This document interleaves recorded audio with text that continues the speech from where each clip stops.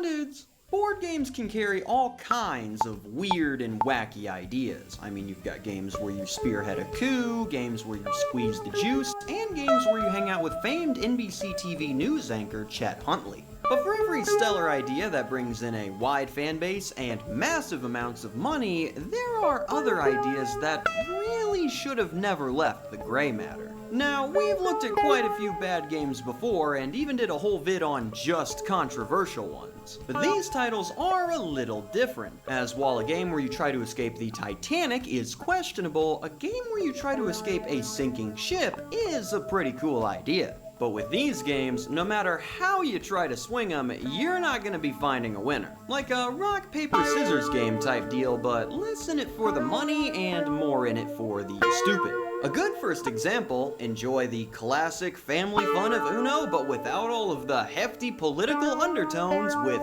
non-partisan Uno. The only version of Uno that ensures that no one will be talking about politics. Seriously, don't talk about politics. Non-partisan Uno is Mattel's answer to the growing political division in the nation by focusing their efforts on removing all of the things that could cause controversial topics to come up during game night. The biggest being the replacement of the red and blue cards with the much more welcoming orange and purple cards. You see, by removing the red and blue colors, which carry no meaning other than their correlation with American political parties, you ensure that at no point will your guests be thinking about politics while they play. Seriously.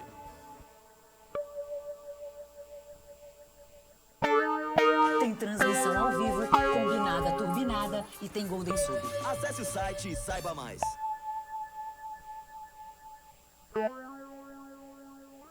Migrar um site não precisa ser difícil. Depois que mudamos para Hostinger, os problemas que a gente identificava nas outras hospedagens não tivemos mais. Você pode migrar seu site WordPress para Hostinger em apenas 3 passos. 1. Escolha o plano de hospedagem perfeito para suas necessidades. 2. Preencha nosso formulário de solicitação de migração. 3. Envie sua solicitação. E pronto! Seu site será transferido de forma rápida e segura sem interromper o serviço. Então o que você está esperando? Acesse hostinger.com.br e faça a migração do seu site hoje mesmo. Hostinger, recomendada pelo WordPress.org.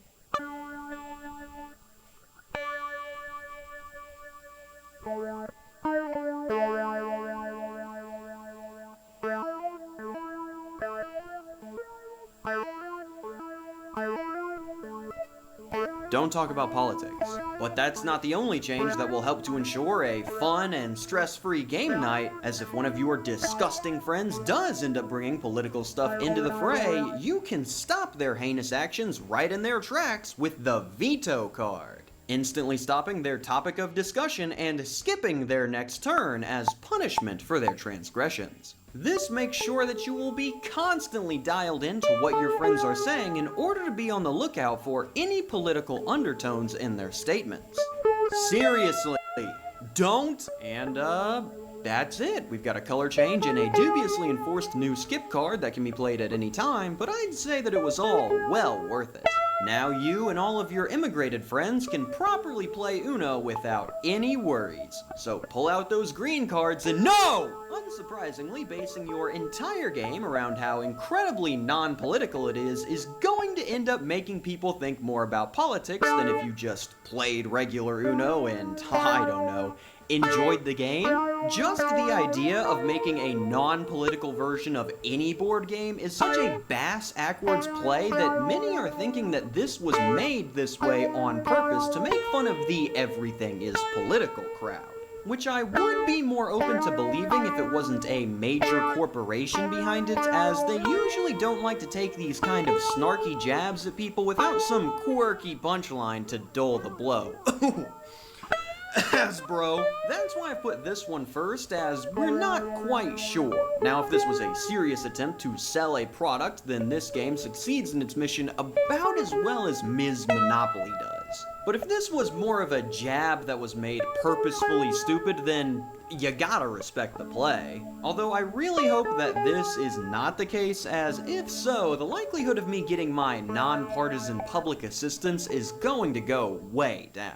But before we get into seeing some more absolutely atrocious ideas, let's first check out a group that keeps managing to put good ones out there with today's sponsor, FlexiSpot. Longtime viewers will know that FlexiSpot is the group that I've worked with the most, and that's because they make good stuff, which holds true here as they unveil the newest member of their ergonomic chair club, the C7 Max. The C7 Max is the perfect chair for those who find themselves settled for long periods of time, lending itself much better to the task than the standard chairs whose top bars keep snapping off anytime I try to lean back. It does so well in this area thanks in part to its flexibility and adjustability. Backrest, lumbar support, seat depth, and the seat cushion are all highly adjustable to whatever way you like to sit. But my favorite parts have to be the headrest, which can be adjusted on both height and tilt to fit your neck position, and the armrest, which can move in a full 360-degree motion to fit whatever seating style you are looking for. Go straight from working hard to hardly working without even needing to leave your seat. The optimal option for any seated situation. Click the link in the description to customize your own C7 Max or check out the other stellar chairs that they have on offer. And be sure to use my code on screen to make sure that you are getting the best price. All chairs come with a 10-year warranty and a 30-day risk-free trial period for you to test it out. So get yourself seated with FlexiSpot today. Thank you again to FlexiSpot for sponsoring this video. Now let's head back into the forsaken realm of awful ideas and see what else those goobers have in store for us today. But as we like to do, let's go ahead and swing from one extreme to the other by checking out another card game classic, Right or Racist. Oh boy, I get to cross another one off the list. Right or Racist is the 2017 card game that sees players presented with a bevy of race-related statements and stereotypes. And it's up to players to guess whether those statements are backed up by statistics in order to see whether they are right or racist. Now, before we get into how much of a blast this would be to break out at your next family Thanksgiving, anyone that followed the second worst board game of all time tournament already knows the absolute ringer that this game put me through. Because if there's one thing that we know about Right or Racist, it's that we don't know a gosh dang thing about Right or Racist. So, here's the dealio. Right or Racist is controversial with its topics on purpose because the creator designed it that way in order to spark conversations around the sensitive subject matter of stereotyping, with cards mainly referring to laws and statistics and the only fabricated information in the game coming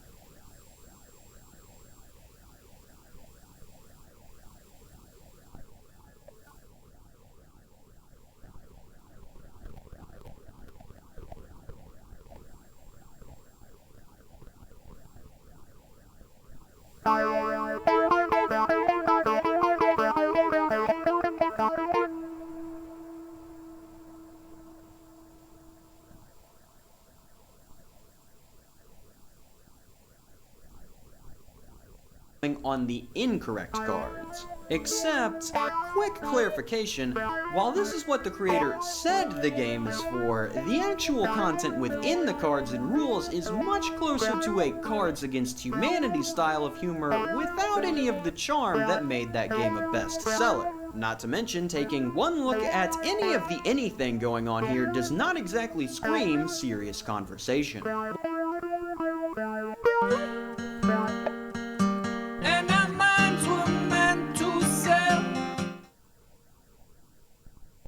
What's crazy is that if we just imagine that everything went to the creator's stated vision and there was no back and forth on what the heck is going on here, this project still would have landed in the terrible idea pile due to how one of the mechanics goes about it. The debate cards are that bad. See, the general gameplay loop is pretty simple. One player reads off a true or false question with a dubiously sourced statistic on it, and it's up to you to guess whether that is right or racist. Guess it right, congratulations. Guess it wrong, you're either a racist or a snowflake. Hee hee, ha ha, a good time was had by all. The debate cards, however, operate a little differently, gifting you one of many statements that can range from the hot dog is a sandwich to this one and telling you to plead your case for whether that statement is right or racist, with the added challenge of attempting to salvage the vibe after the round is over. And I don't know about you, but I'm not going to stand for the racist nonsense that was on that card. You can clearly see here that the buns are connected at the bottom, and without that separation, a sandwich classification is impossible. This is a taco. Why is this the way we've decided to approach this? Game night is not the time to get into a deep discussion about the world's ailments. That's what the back porch at 3 a.m. is for. The thing that upsets me the most about this game is that even after looking at all this, I still have no idea what the game was even going for. Every news article that discusses it mentions how it's aiming to raise awareness and debunk stereotypes, while every online storefront that sells it hits me with the old card game, gag gift with hundreds of trivia and debate cards, funny gag gifts for Secret Santa or White Elephant, games for men and women 3 to 10 plus players spiel. I haven't even mentioned all the whack crap behind it either, like how this was a successfully funded Kickstarter project, or how there were 3 different volumes of the game, some of which involved character cards that bestowed different power-ups, or how I managed to run into the 3rd volume of the game in the wild at a random bar. Yes, a bar. The perfect place to play right or racist. I asked my buddies one of the questions about a Saudi law, and he got it wrong, so I called him a racist monster and shot him in the parking lot. Overall, not too bad. 7 out of 10 night. Hey, kids! How much do you love tops? I mean, they're functional, but like... Okay, but what if the tops contain the ancient spirits of mythical creatures that help to increase their power? Oh gosh dang it, I'm talking about freaking Beyblade. Let it rip! Beyblades! Rip the crap out of your spinner and watch on in horror as the kid with the metal one wins every fight. Yeah! Beyblades are cool. They got a sleek design, they have high energy gameplay, and they tricked an entire generation of kids into buying and playing with tops. That is a serious accomplishment. But we're not talking about Beyblade tonight, at least not the Beyblade you know. Ladies and gentlemen, introducing the Beyblade trading card game. Because who would want to play Beyblade with the tops, am I right? No! The Beyblade TCG is the 2003 concoction that takes the fast-paced, contact-heavy battles the game is known for and transitions that into a turn-based card game where you play different effects to impact the speed of your Bey. The first player to stop their opponent's spin wins. Gee golly guys, we really got to expand the Beyblade brand into some new ventures. I got an idea. How about we completely remove the part that everyone loves about the game? Now, to give credit to the card game, it does try to integrate the top-based combat in a unique way. You and your opponent play cards from your hand until you choose to stop or are unable to play anymore, in which case you see how much spin each top loses and continue until one stops. But at the same time, the carryover group from the kids that like watching tops slam into each other to the kids that are willing to sit down for a multi-round card game has got to be minuscule. Now, they did try to bridge this gap a little bit by basing the cards more around the show and even including a rule set that you can play if you don't know how to read. You know what? I'm glad to see the inclusivity. Let's go ahead and take a deeper look at those for my fellow illiterates out there. Beans. But regardless of anything that they actually did with the game, the idea behind making your game into a format that makes it impossible to enjoy the main appeal of the brand is such a wonky maneuver that there's no way that this game could have succeeded. And guess what? It didn't. Aiming to capture some of that yummy TCG gold rush at the perfect time, right as it was dying, the Beyblade trading card game got off one good set before running out of spin and falling over dead. Which is quite a shame, as there were some reports that the card game wasn't really too bad. But again, Beyblade with cards carries about the same appeal as a Bakugan game where you just move pictures of the monsters around a board. Never turn your back on a good gimmick, kids. Now, before we get into our final travesty, we have one game that I am going to include here less of my own accord and more as a community submission, as whether this game is awesome or awful has carried many a heated discussion ever since the 1970s. No BTG Pactual Empresas, eu tenho controle da minha gestão na palma da mão.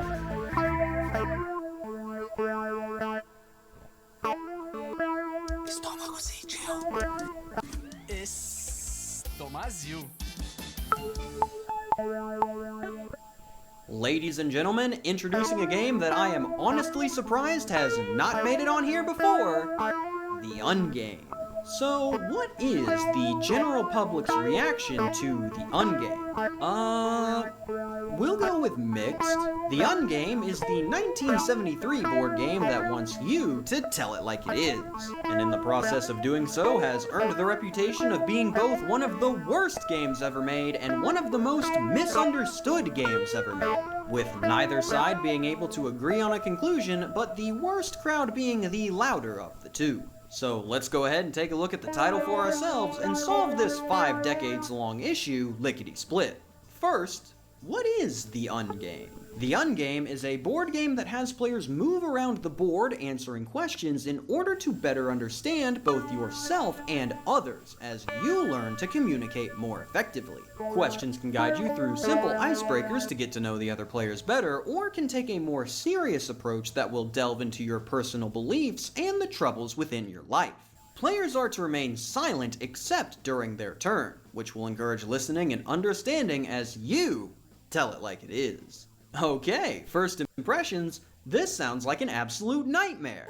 The exact last thing that I want to do with my night is sit in a circle and discuss my feelings with people. I have a very limited amount of free time, and if I wanted to spend it in therapy, then I would play group therapy. And the serious cards aren't softballs either. The 1997 version of the game is on Tabletop Simulator, so I've gotten to look through all of the cards, and here is what you can expect from a nice and easy night with The Ungame. Talk about an experience you have had with poverty. What is something that you believe about love? What is something that you want people to remember about you? How do you decide between right and wrong? In what way are you like your father? How do you feel about it? Say something about being handicapped, say something about addictions, and say something about AIDS. Golly, we are in for a rip-roaring blast with this one. What subject would you like to speak about to a large audience? I'm glad you asked! Here are the top 10 reasons that roundabouts should be outlawed. Number 1, they are incredibly pretentious. But that's not all, as what is something you really like about yourself? I'm very competitive. So how do you win this bad boy? Well, silly Billy, you must be mistaken. There is no competition because everybody wins. Oh, my mistake. I didn't realize that we lived in a gosh dang fantasy land. Everything about this game runs completely opposite to what I am looking for from my games. Heated competition, bitter rivalries, exiting the night knowing that one of your closest friends would absolutely hit you with a bat right now if they had the chance, basically your standard Mario Party playthrough. I can see where the haters are coming from here because on the surface, this game looks like it has barely any gameplay, little to no entertainment value, and is only good at putting you in an uncomfortable situation that doesn't even conclude with a winner. It looks awful on the surface. And the surface is, I believe, the furthest that the game's detractors ever got when looking into it. As beneath the layers and layers of, oh, absolutely not, you get it when first seeing the title, there is a deeper story that starts all the way back with the game's creator, Rhea Zakic. Back in 1970, Rhea had to undergo 2 surgeries to remove tumors from her vocal cords, which left her in the unfortunate position of being unable to speak for 3 months. During this time period, she began to realize how poorly her husband, and her 2 sons communicated with each other. None of them really knew how things were going with each other, and she began to regret not engaging with them emotionally back when she had the ability to speak. So she began to craft a remedy, creating cards with questions on them that she wanted her family to ask and answer, as well as adding a little hand-drawn board for a bit of flair. The game was such a positive for the family that they began letting neighbors borrow it, and she even began making more copies before writing to 28 different game publishers to see if she could get the title out to a wider audience. She was turned down by all 28. The big companies couldn't imagine any American playing a game he couldn't win, with them also being wary as to how people don't generally want to talk about their feelings. Gee, sound familiar?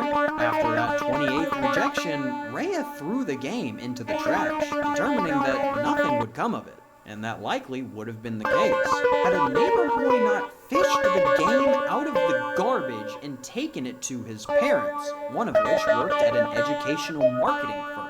The parents approached Rhea about the game, and she agreed to give it another shot, with the boy's parents even remortgaging their house in order to put the game into production. By 1985, the Ungame had sold more than 1 million copies, and is sitting at over 4 million sold. Work today is broken. We're all working in too many disconnected apps, and it's killing team productivity. But for the first time, there's a platform that fixes it by combining everything you need. Projects, chat, and knowledge in one place. It's all powered by the world's most complete work AI. Today. That is a genuinely heartwarming tale full of pretty much every emotion available, but we are not done yet, as there are still a few more things that I need to address about the game's background, as they are far too wacky to ignore.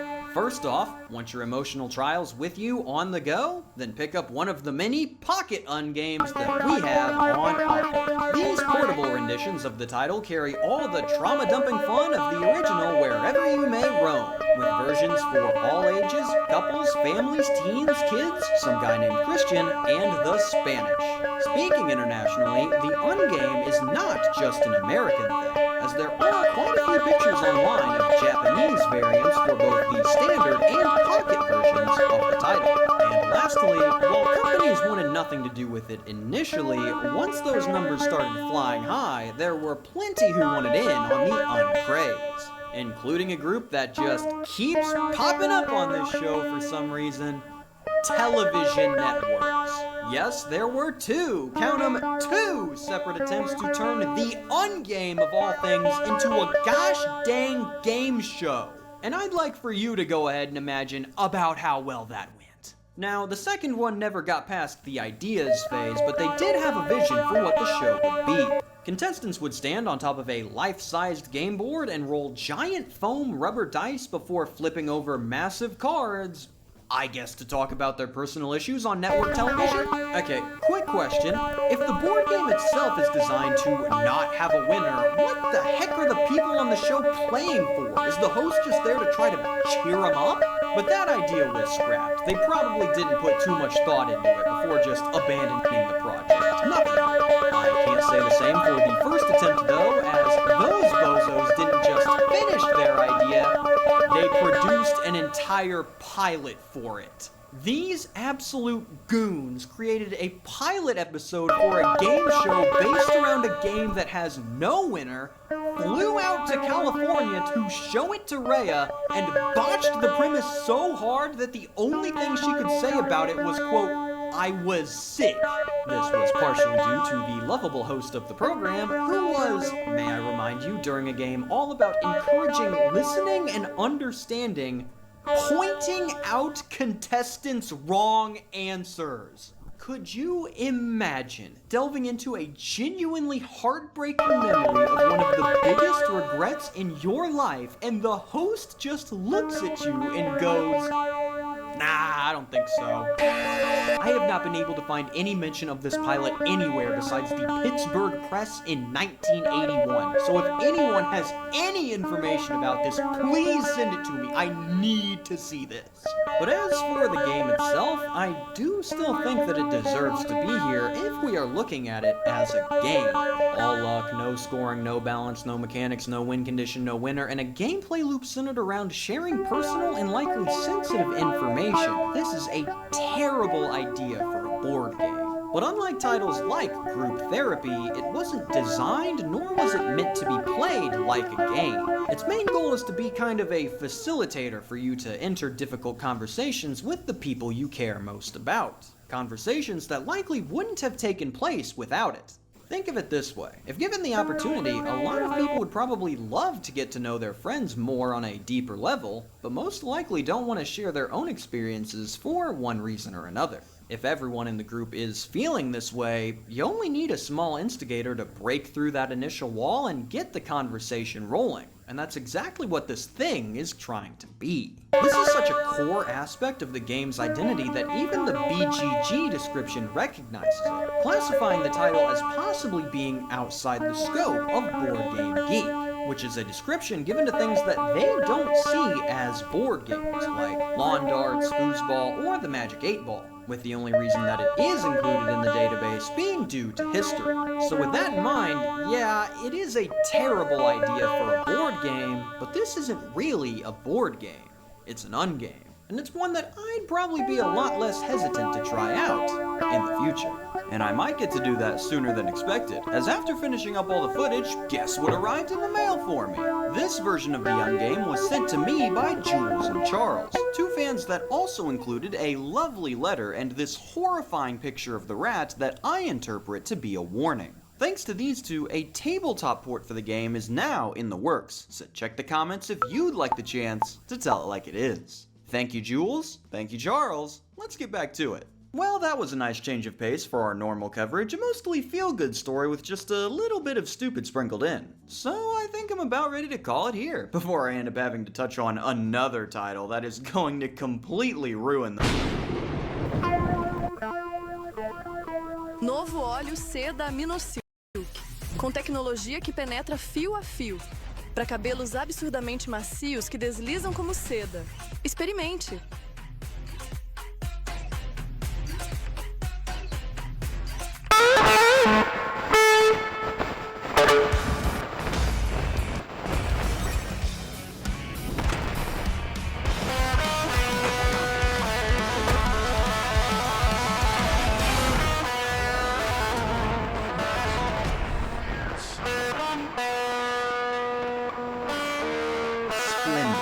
Oh boy, this board is sure getting some work today! Intelligent Design vs. Evolution is the 2006 board game that aims to educate players on the debate surrounding whether the world as we know it came from the intelligent design of a creator or through the evolution of nature. Utilizing trivia cards and fun facts brought to you by author and evangelist Ray Comfort and star of hit 1980s sitcom Growing Pains, Kirk Cameron. This is the second time Kirk Cameron's popped up on here. How does he keep showing up? What you do in IDOV is start in the beginning with your brains and move around the board until you reach the end of time, answering trivia questions and collecting brains in the hopes of having the most once you reach the end. Now, this isn't really too bad an idea for a board game. Presenting the arguments and findings of each side will allow players to interpret the information in the way they see fit in order to draw their own conclusions, ultimately leaving the game with more knowledge on the subject than they came in with. So as long as the game is not deliberately biased towards one side, this could end up being pretty interesting. Let's learn a little more about it and see what's on the back of the box. Intelligent Design vs. Evolution is deliberately biased. Aw, we didn't even make it 8 words. Yes, IDIV is not a neutral look at both sides of the argument. It is, in fact, a very one-sided affair that utilizes specially chosen facts and points in order to disprove or discredit the evolution theory and prop up intelligent design as the only one that could realistically make sense. And unfortunately for the creators, its attempts are not only done poorly, but sloppily. Now, I have it on good authority, that being mine, that this might well be the single worst idea out of any game that we've covered today. And that all stems from something that I'm going to bring up later in this segment, the backfire effect. But before we get into that, let's focus on what the game itself is offering and how it fails at its main mission. As you can tell, IDIV doesn't really have a lot going for it from a gameplay perspective. There are no alternate paths, no choices for you to make. All you really do is roll the die and wait for the end of time.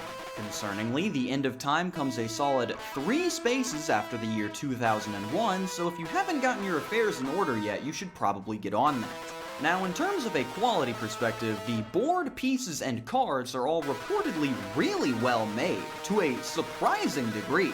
The main issue with the title, though, stems from those aforementioned cards and what is on them. No two ways around it, the game has been accused of having question cards that are poorly worded, poorly sourced, and laden with errors throughout. So in order to see if that is true, let's take a look at a couple of them together.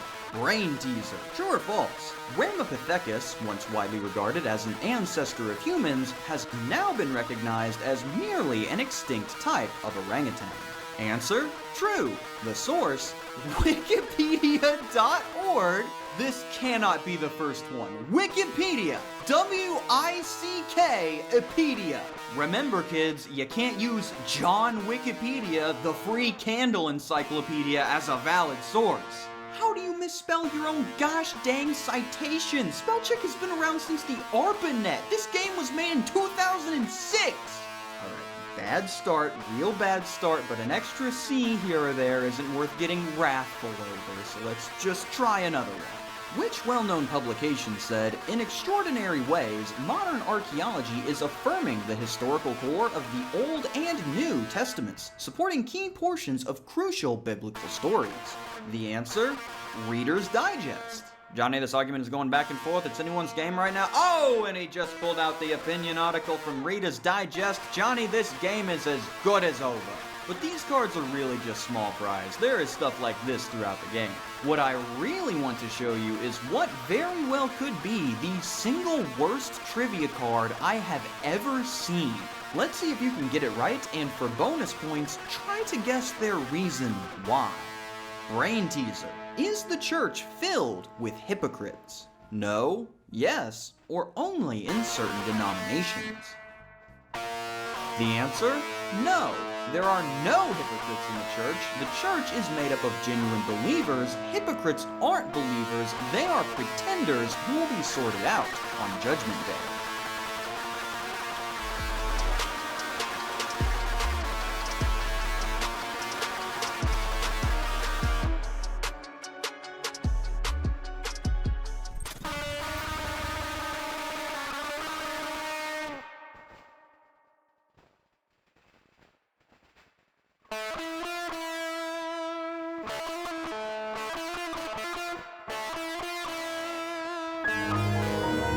Sorry, I had to turn my brain off and back on again. Let's go through this line by line and figure out every error present on this card.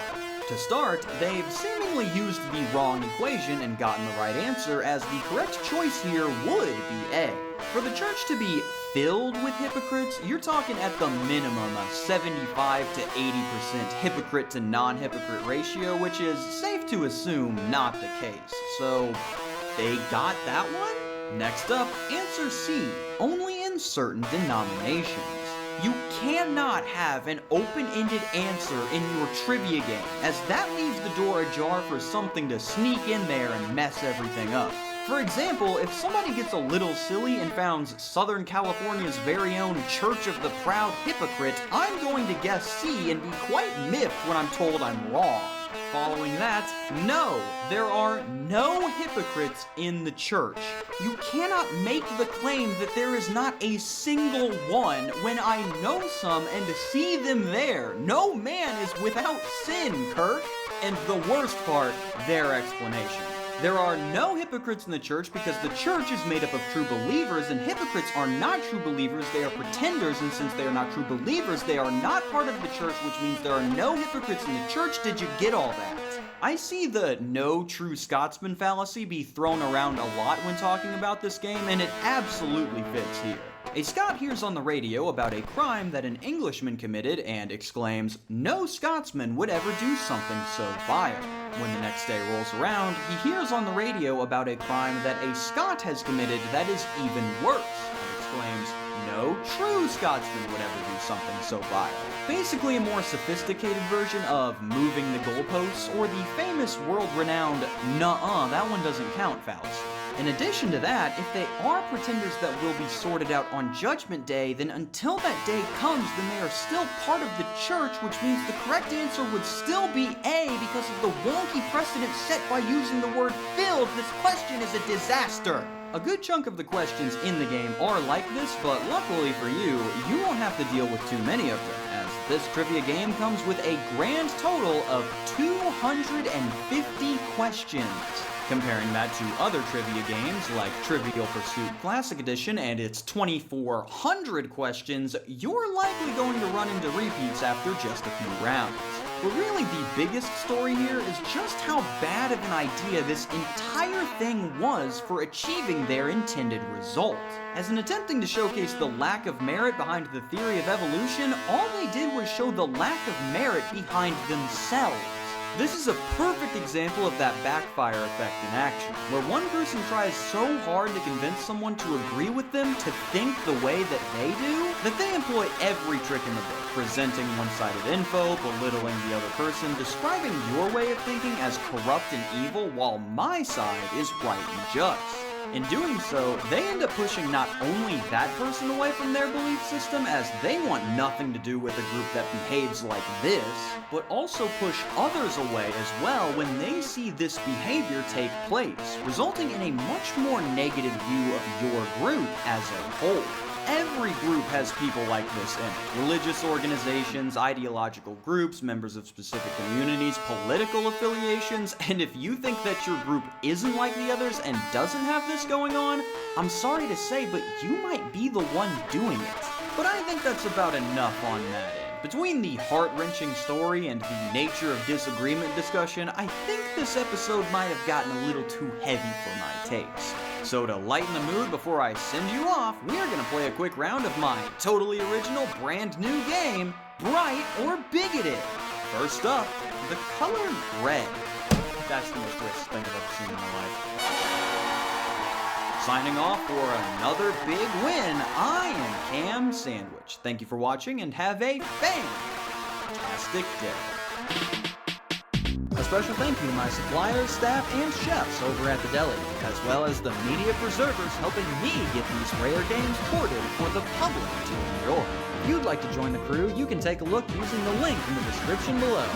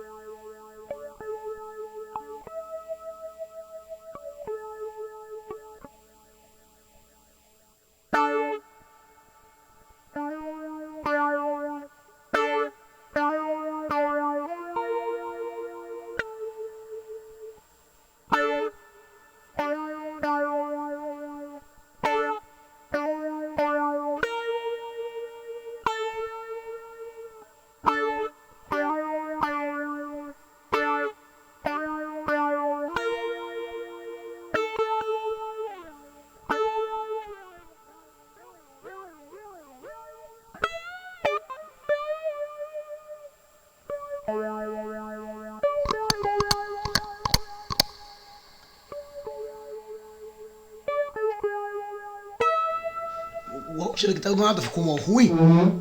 Vocês vão ver o porquê. Vocês vão ver o porquê. Olha o cabo aqui, caralho. Olha o cabo. Olha esse filho da puta aqui. Ó. Estourou o cabo. Estourou a porra do cabo, caralho.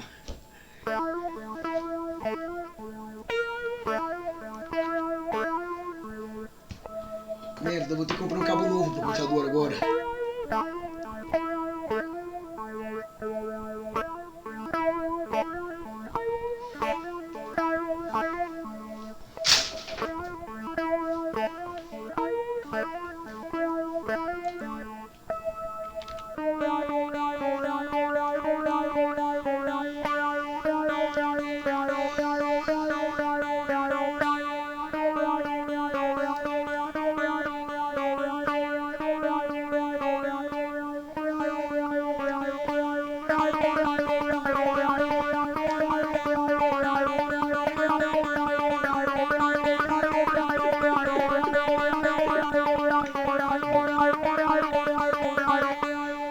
Ainda bem que o cabo de verdade tá inteiro.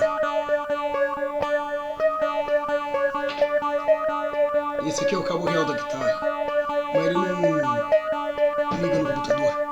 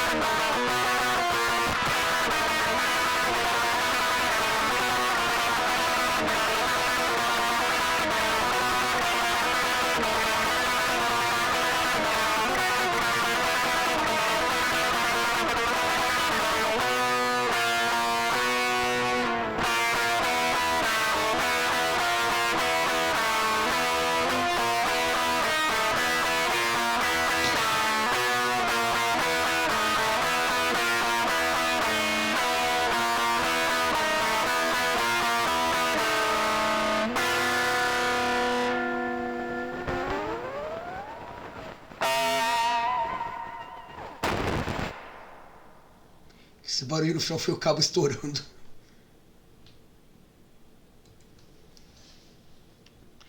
Toco desde os 11 anos de idade, cara. E eu já tenho 25 já. Tô pra fazer 26 esse ano. Deixa eu colocar ela no lugar.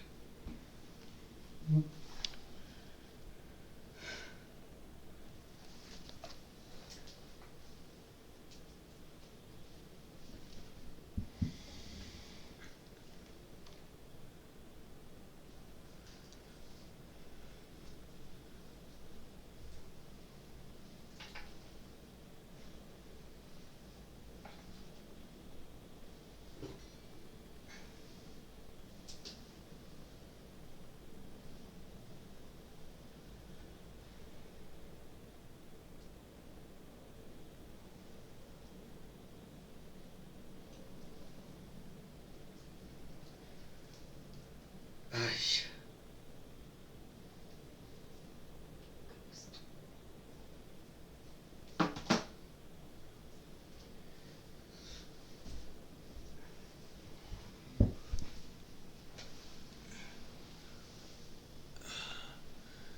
Parte mais chata de você programar a bateria.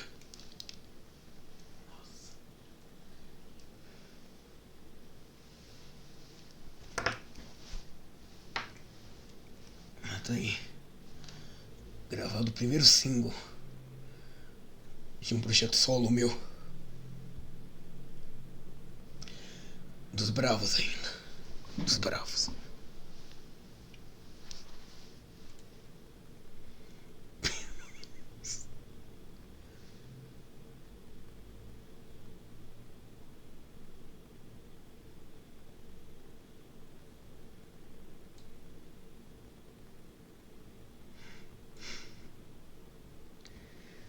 Ai, ai.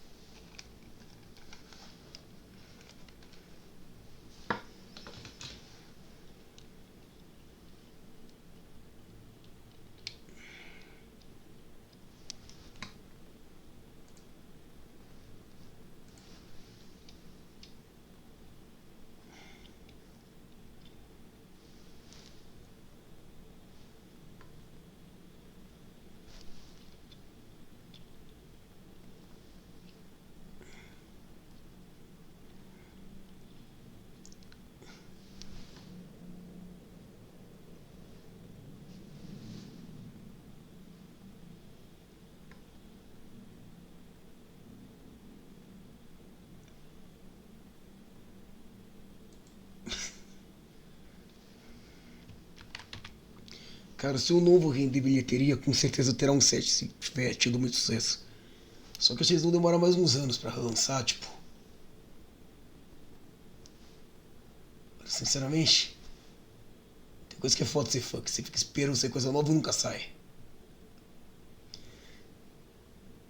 Tipo. Qualquer projeto paralelo meu. É isso. Isso aí vai demorar meses pra sair esse single aí. Até eu finalizar o resto. Super uma cota.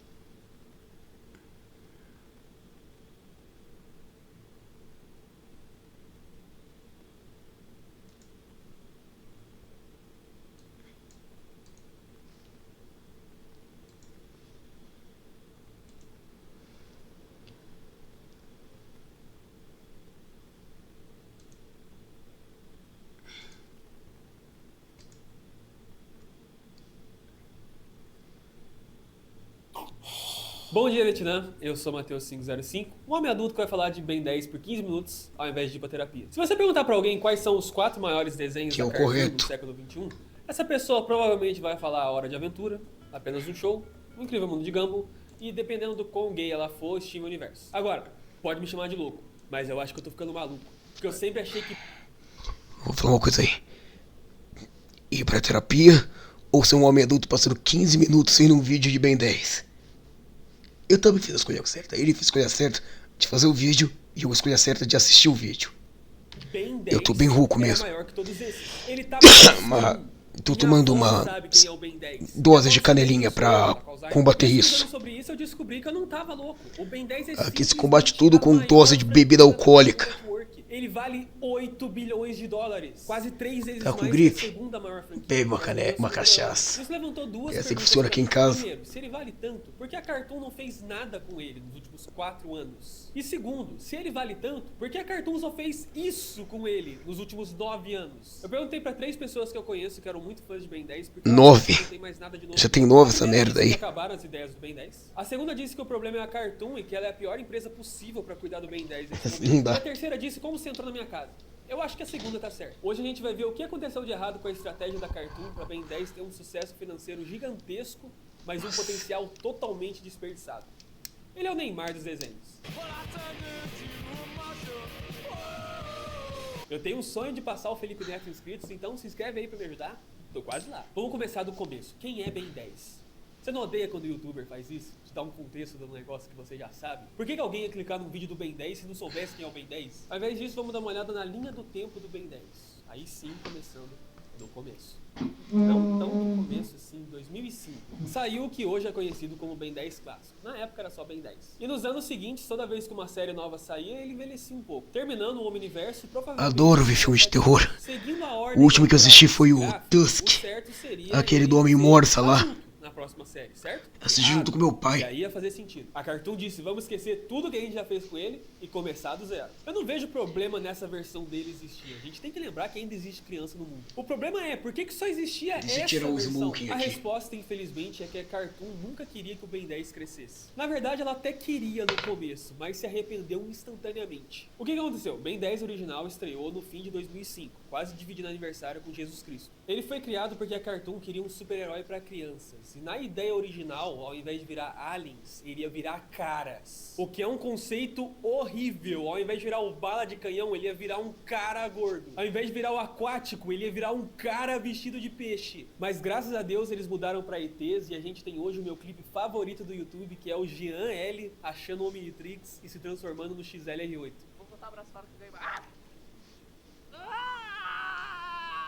Ele gritar deixa entender que a transformação dói. Você consegue imaginar o tanto de dor que o Jean L tá sentindo nesse momento? O conceito dele se transformar em 10 aliens diferentes abriu um leque muito grande de histórias a serem contadas. Porque assim ele podia se adaptar a várias situações diferentes. E essa era a receita do sucesso para a história do desenho. Mas também era a receita do sucesso pro bolso da Cartoon. Mas não por causa dos episódios, porque como eu falei no meu vídeo sobre Minecraft, o verdadeiro lucro de qualquer coisa para criança tá nos brinquedos. Para ser justo, brinquedos não costumavam ser o foco dos desenhos da Cartoon. Ben 10 acabou sendo uma exceção. Mas que baita exceção. Logo de cara, já eram 10 brinquedos diferentes, todos vendendo pra caramba. E a cada alien novo, um novo brinquedo, um novo sucesso de vendas. $1 trilhão pra isso. Agora Aqui no Brasil mesmo, que estou usando por debaixo da camisa social. Bolacha do Ben 10, cueca do Ben 10, rádio do Ben 10, 196 buchas de cocaína. Mas depois de 3 anos de um sucesso, os executivos chegaram na conclusão de que o desenho Ben 10 não podia durar por muito mais tempo. Porque as crianças que gostavam dele iam crescer e parar de assistir desenho para criança. Então a solução foi fazer um novo desenho em que ele é mais velho e as histórias são mais maduras. E se por consequência disso eles tiverem que lançar 10 brinquedos,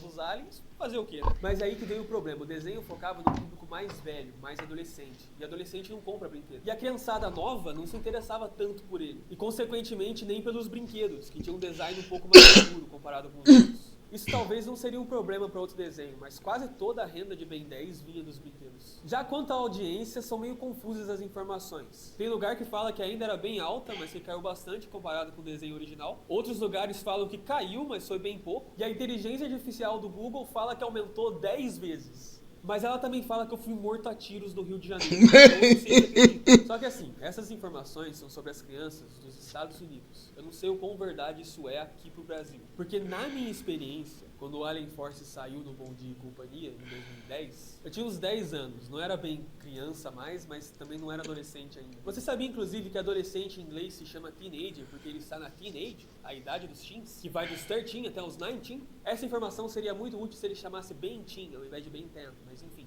Eu lembro que todo mundo da minha sala gostava do Ben 10. E aqui é quebrada. E o meu primo, que era bem mais novo do que eu, tinha vários brinquedos do Força Alienígena. Então não sei o quão verdade isso é pra fora dos Estados Unidos. Mas talvez o Brasil não seja um bom parâmetro para isso. O sonho da molecada aqui era ter o Super 15, o boneco da Telefônica. Quando eu era criança, eu tinha um Foda boneco que eu também tinha isso, eu também de queria ter um. Sem falar que os brinquedos do meu primo era tudo de camelô. Então a Cartoon Network não via um centavo. Mas financeiramente, Força Alienígena não foi o sucesso esperado. Que é uma pena porque é muito bom. O Ben tem 15 anos, tá no ensino médio, é goleiro e usa 10.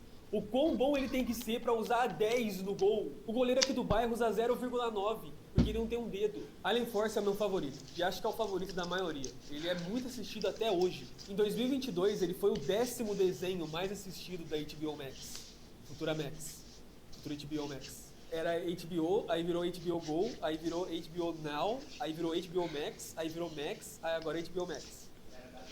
Confuso. A primeira e segunda temporadas do desenho eram perfeição. E eu digo só as duas porque era bem claro que era pro desenho ser mais dark agora. O Ben fica triste, com raiva, e isso foi fazendo com que o personagem amadurecesse bastante. Só que na terceira temporada, por causa das baixas vendas de brinquedos, os executivos entraram num consenso de que não foi uma boa ideia mudar o tom do desenho. E por isso eles forçaram os roteiristas a fazer o Ben 10 voltar a agir como ele agia quando era criança, que era um penteiro desgraçado. A história acabou piorando com isso. Todo o amadurecimento dele desapareceu do dia pra noite. Mas as vendas dos brinquedos melhoraram. E era tudo que a Cartoon queria. Até que elas pioraram de novo. E aí a Cartoon falou, vamos fazer outro desenho. Supremacia Alienígena. Não existia motivo nenhum pra esse desenho existir. Eles só queriam virar logo a página do Força Alienígena, pra não acharem que era aquele desenho Dark. Se algo é muito mal falado, é só mudar o nome, que engana a galera a achar que é algo novo. Inclusive, queria agradecer o patrocinador do vídeo de hoje, o Jogo do Ratinho. Plataforma nova, tá pagando moderado. E não tá bugada a plataforma. É muito bem estruturado. O desenho tentou balancear o tom da última temporada de Alien Force com as duas primeiras. Mas a única mudança grande que teve mesmo é que no fim do Força Alienígena, o Ben explode o Omnitrix. E aí ele começa a usar o Super Omnitrix, ou Ultimatrix, que permitiu o Ben se transformar em versões supremas dos seus aliens. E eu te dou 5 segundos pra você adivinhar por que colocaram isso no desenho. Vender brinquedo. Não sei se é porque eu já era um pouco mais velho, mas eu nunca liguei tanto por Supremacia Alienígena.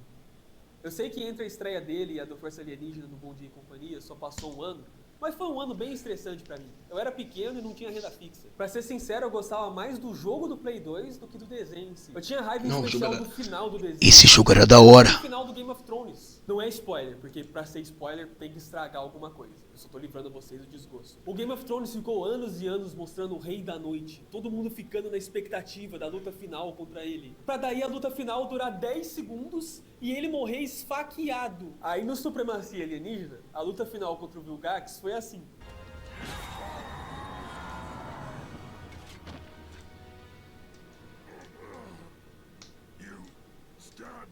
Eu sei que eu sou exceção, a maioria parece gostar de Supremacia Alienígena, mas dá pra pelo menos a gente concordar que os aliens supremos eram meio merda. O Eco era espetacular, mas aí um macaco-aranha virava um gorila. O bala de canhão mudava de cor e ganhava chifre. A maioria é isso, muda de cor e ganha chifre. É como se o Michael Jackson casasse com o Neymar. E a maioria apareceu tão pouco no desenho. Não só eles, mas alguns aliens novos também. Agora, o Enormossauro era todo episódio. O Isso deixou bem claro um rumor que já existia há algum tempo, de que quando as vendas do brinquedo de tal alien eram muito baixas, era para os roteiristas pararem de escrever cenas com aquele alien e focarem só nos que vendiam bastante. Isso me fez pensar, quanto que um Massa Cinzenta vendia? Ele tava em tudo e nem queria festa. Mas eu não queria festa. Aí veio o lançamento do Omniverso, que eu defendo com unhas e dentes. Era bom esse também. É o único que eu não vi no lançamento. Eu vi uns 3 anos atrás porque eu queria fazer um vídeo sobre como o Omniverso era ruim. Só pra assistir e descobrir que é muito bom. Principalmente na segunda metade. Tem um episódio que o Vilgax quer matar todos os Ben 10 de todas as dimensões diferentes. E ele engana os Bens do mal a acharem que ele vai montar um exército. E aí tem uma luta entre os bens do mal e os bens do bem. É bom demais. Bem demais. Inclusive, o Vilgax tem que entrar na lista dos maiores haters do mundo. Você odiar alguém ao ponto de querer matar ele em toda a versão do multiverso é um hate mensurável. A Cartoon queria mudar a dinâmica do desenho, então eles queriam tirar a Gwen e o Kevin dos personagens principais. E qual seria o melhor motivo pra Gwen ficar longe do Ben? Ir pra faculdade. E os dois têm a mesma idade, então era pro Ben crescer também, certo? Não ir pra faculdade, porque ele é um herói intergaláctico. Mas crescer e ter uns 18 anos faria sentido, né? Já teve 2 séries dele no ensino médio. Pode fazer um moleque crescer agora. Mas não, ele continua com 16 anos e a desculpa pra Gwen ir pra faculdade é que ela se formou mais cedo. E isso pra mim é um sinal muito claro de que a Cartoon queria fazer com o Ben a mesma coisa que a Marvel faz com o Homem-Aranha nos quadrinhos. O Homem-Aranha nunca pode ser feliz nos quadrinhos, ele nunca pode casar com a Mary Jane, ele nunca pode evoluir na vida. Ele tem que sempre ser um fudido, que tudo dá errado pra ele. Porque pra Marvel, se eles mudarem o status quo do Peter, ninguém vai ligar pro personagem mais. Ainda fizeram os episódios que se passavam na infância dele, porque assim dava pra balancear e tentar agradar todos os públicos. Mas não sei, a impressão que dá é que mesmo assim não tava vendendo brinquedo. E aí os roteiristas só falaram dane-se e começaram a fazer o que achavam melhor. E foi assim que a segunda metade, pra mim, é uma das melhores coisas que já aconteceram com o Ben 10. A pior é esse adesivo dele com a Gwen. Mas infelizmente na época o universo fez mais mal do que bem pra franquia. A história estava muito avançada e era muito complexa para novos espectadores entenderem. Muita gente que já assistia cresceu e não se interessava mais. E outros só não gostaram do novo estilo de animação. Isso resultou na pior audiência do Ben 10. E provavelmente... E o desenho era bom. E olha que eles tentaram muito vender brinquedo. Ninguém nunca vai perdoar a existência do Brox. E aí não tinha jeito. Ben 10 não estava lucrando mais, então não fazia mais sentido continuar. Pelo menos é isso que os executivos juravam. Porque em 2015, o Ben 10 valia 5 bilhões de dólares. Eu não entendo nada de economia. Eu só sei que eles têm muito dinheiro e eu não tenho nenhum. Mas como que um desenho de 5 bilhões não lucrava? Mas esse foi o fim do Ben 10. E o começo do Ben 10. Eu não vi o reboot e não vou ver. Eu não acho que ele deve ser ruim. Não pretendo também. O dele é claramente criança. Ele acabou nunca tendo a mesma força que o original. A geração nova gosta mais de TikTok. Mas ainda assim ele pareceu ser bem lucrativo pra Cartoon. O problema é que enquanto ele estava sendo feito, aconteceu algo chamado Covid. E aí ele teve que ser cancelado. O legado dele hoje é um canal... Ainda bem. É difícil dizer qual vai ser o destino do Ben 10, porque o destino da própria Cartoon é bem incerto. Ela, como produtora, tá quase morta. E pra piorar, ela é da TV a cabo, que tá passando pela própria morte independente. Recentemente ela se juntou com a Warner, então tá igual o Rock Lee lutando contra o Gara, tentando ficar de pé ainda. Por isso ninguém sabe muito o que vai acontecer. Mas infelizmente até então eles não parecem ter nenhum plano pro Benjamin Tennyson. Eu duvido que esse seja o fim dele. Ele vale mais que o Sonic.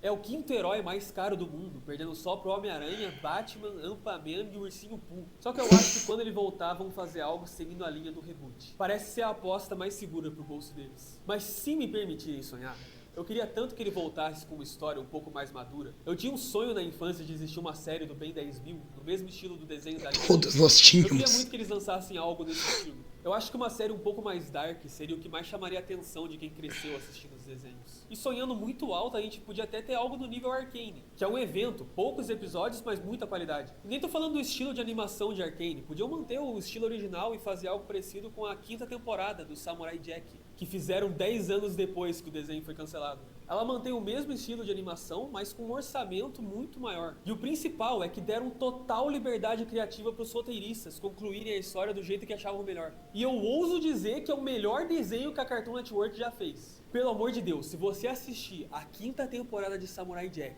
e terminar o 2º episódio sem achar que é o melhor episódio já feito num desenho da Cartoon, eu deixo você vir aqui em Jacareí, me dá um tiro na cara.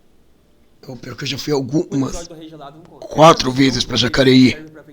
brinquedo tem que acabar urgente. Porque ele vai continuar vendendo mal. A criançada mudou. A gente já vê ET na rua todo dia. O foco devia ser puramente narrativo agora. E qualquer coisa é só a Cartoon reprisar todos os episódios do reboot, igual ela faz com os Jovens Titãs em Ação todos os dias. Caso você se interesse, falaram que vai sair uma nova história em quadrinhos dele ainda esse ano. O que é melhor que nada, mas ainda não tem nenhuma data confirmada. E ninguém falou mais nada sobre isso até agora, então não cria tantas esperanças. Meu consenso geral é que Ben 10, apesar de ser uma franquia gigante, é uma franquia totalmente desperdiçada. Ela podia ser muito maior do que é. Podia ter um monte de spin-off, vários filmes, desenhos, várias séries diferentes, vários videogames, crossover com outros personagens, aparições em outras mídias, skin no Fortnite. Ben 10 podia ser as Tartarugas Ninja da Cartoon Network, com centenas de adaptações diferentes, mas nunca souberam aproveitar o potencial dele.